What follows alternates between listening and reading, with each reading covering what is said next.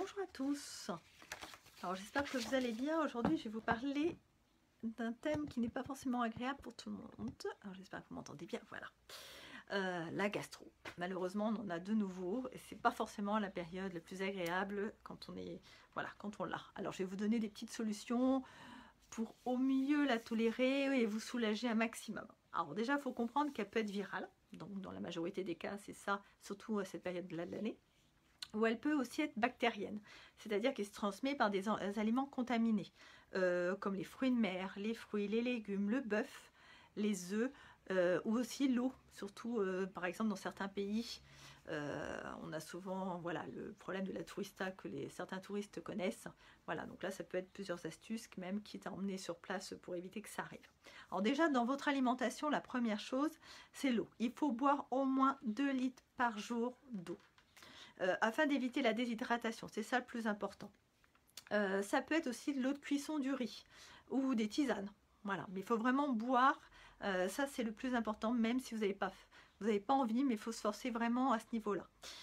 Parce que si vous entrez en déshydratation, vous aurez plus de mal à vous requinquer, à vous restimuler. Alors, privilégiez surtout les féculents et surtout le riz. Tous les féculents qu'il y a, vaut mieux vraiment le riz vraiment adapté pour ça.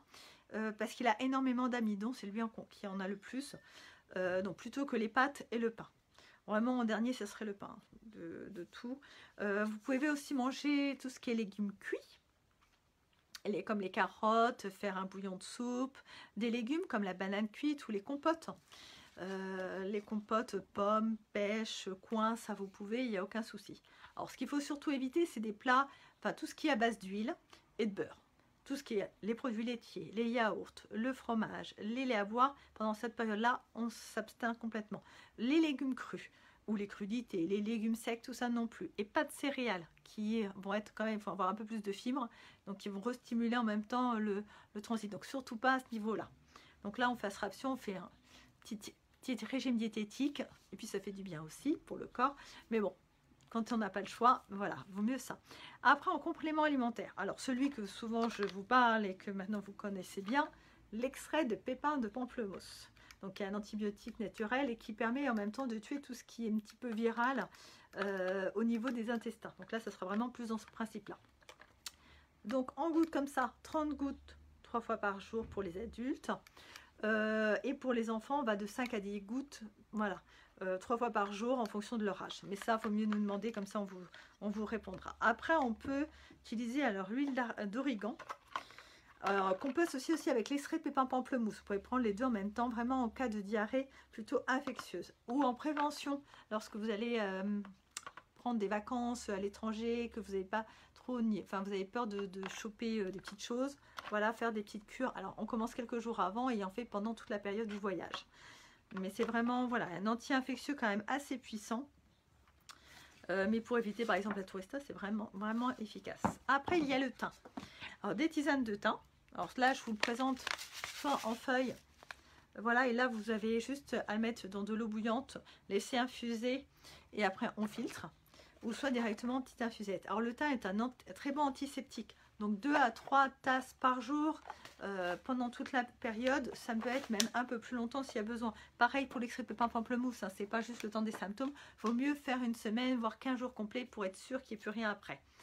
Après, pour tout ce qui est gaz, toxines, ballonnement, vous pouvez énoser tout ce qui est charbon. Alors là, je vous présente en granulé et en poudre.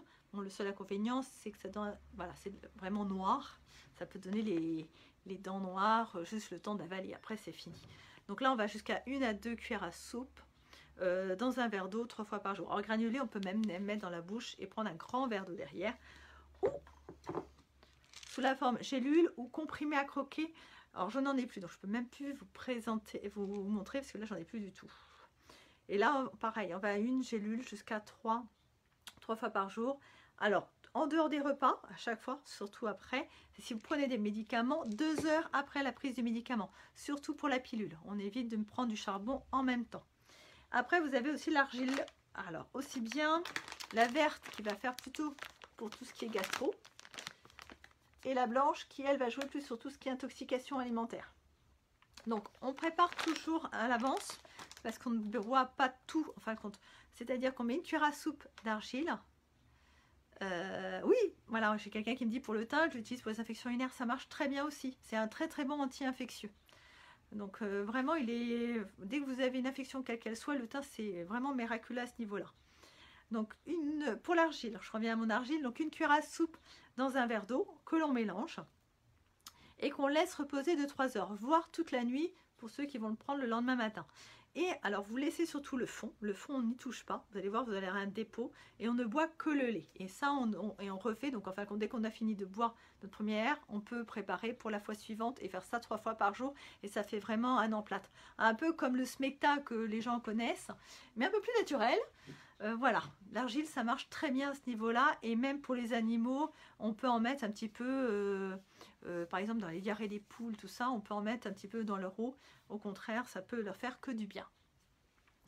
Donc ça, c'est vraiment des petites choses, même à avoir chez soi un petit peu, voilà, un petit peu de tout.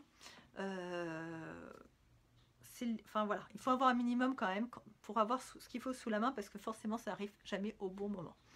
Ce qu'il faut éviter, c'est surtout prendre du magnésium et de la vitamine C parce qu'ils sont quand même très riches, enfin ils vous aident au niveau du transit en général, donc comme ils sont quand même assez riches en fibres et tout ça, vaut mieux éviter pendant cette période là. Là, si vous avez commencé une cure ou quoi que ce soit, vous l'arrêtez complètement, vous reprendrez après quand tout ira mieux. Après, si les diarrhées ou les vomissements ne s'arrêtent pas au bout de 3 voire 4 jours, dans ces cas là il est préférable quand même de consulter un médecin. Et si vous avez une forte température, parce que des fois ça peut s'associer, mais si vous dépassez les 39, là vaut mieux quand même consulter. Et surtout le plus important c'est boire tel que ça, même si vous allez me dire vous vous videz aussitôt, mais voilà, il faut quand même garder quelque chose en soi. Voilà, j'espère que la vidéo n'est pas très agréable. J'espère que ça vous a plu. Je vous souhaite tous une bonne soirée, prenez soin de vous. Vous retrouvez tous les produits au magasin ou sur le site internet destination-du6bio.fr. Et bon week-end à tous. Au revoir.